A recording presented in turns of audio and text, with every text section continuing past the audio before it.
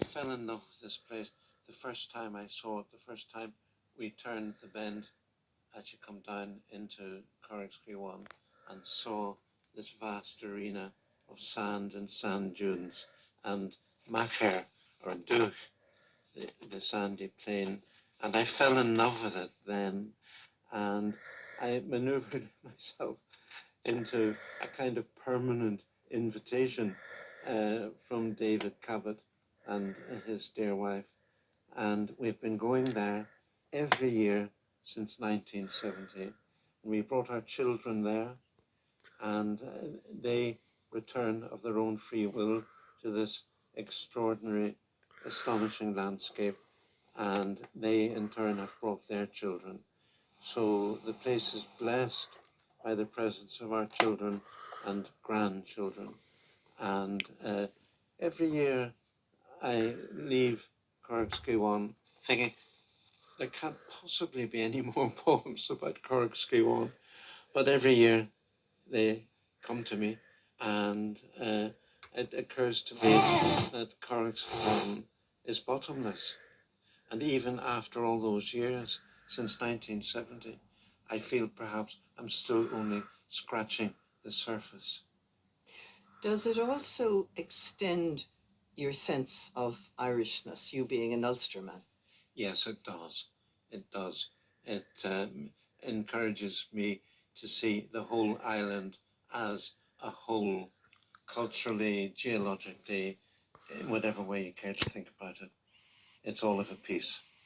Well, your delight in the place is almost childlike. Is that how your grandchildren feel about it? Are they delighted with it too? Oh, yes. They don't stop moving the moment they get there. Do you know what I loved hearing about it? You get cut off by the tide sometimes in that house, don't you? Regularly. The important thing is not to try to drive your motor through it. So you wade through it? Yes, sometimes up to our navels. I mean, what child wouldn't love that? So listen, would you read us a poem which is a bit about the delight your family takes in the place, and it's called The Leveret? Yes, The Leveret's dedicated to my first grandson, Benjamin. He was a babe in arms when I wrote this poem. This is your first night in Corrigskeewan. The Owen or Dunon is so full of rain.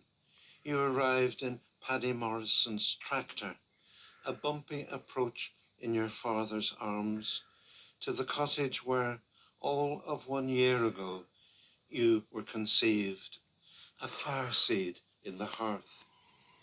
Did you hear the wind in the fluffy chimney? Do you hear the wind tonight, and the rain, and a shorebird calling from the mussel reefs?